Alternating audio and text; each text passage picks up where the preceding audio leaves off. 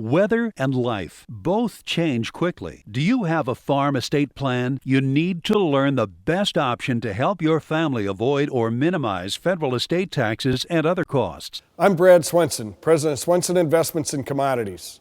We work confidentially with farmers, ranchers, and advisors to help develop the best farm estate plan. One of the most important things that farmers have to do in this day and age is learn about new technologies, learn about new developments, because quite frankly, agriculture has completely changed in the last 20 years. And for that matter, even in the last 2 or 3 years, it's changed a lot. We don't plant any soybean varieties on our farm that we did 3 years ago. We don't plant any corn varieties on our farm that we did 3 years ago. It's all changing. There's so much going on. You just think about seed, but I'm thinking about all the equipment changes. I mean, you look at what we're doing now with GPS guidance, all the different systems that go into your plant or into your sprayer.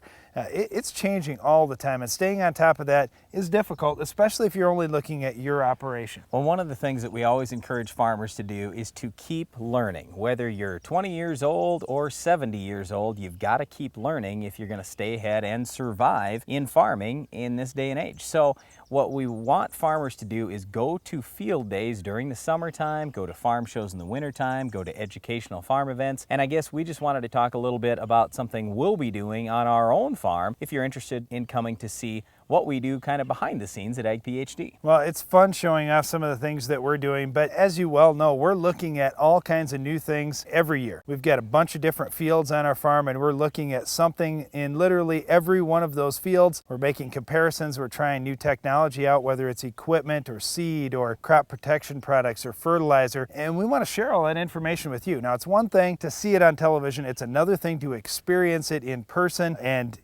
get right in the field, see stuff with your own eyes, dig around in our soils to see what kind of difference our management practices are making, these kind of things. It's really fun, but we can't do it all summer long. We've got to focus it into one time so we can get back to work too. Yeah, so basically what we're saying here is if you watch Ag PhD at all, or even if you don't watch Ag PhD, we would encourage you to come to our farm just to learn a little bit more about what is going on, what some of the progressive new things are that are coming out. And we're going to have a field day. It'll be all day on Friday, July 22nd this summer. It's Friday, July 22nd. We'll be doing things like having a live tiling demonstration, and we'll even have a working lift station right there. We'll do equipment demos. We'll have a whole bunch of chemical and fertility plots that we'll be taking a look at, and also we'll have some separate 1-hour classes inside so you can learn a few more things if you're interested in those. We'll have basically some optional classes that way, so you'll have a lot of different things to keep your interest all day.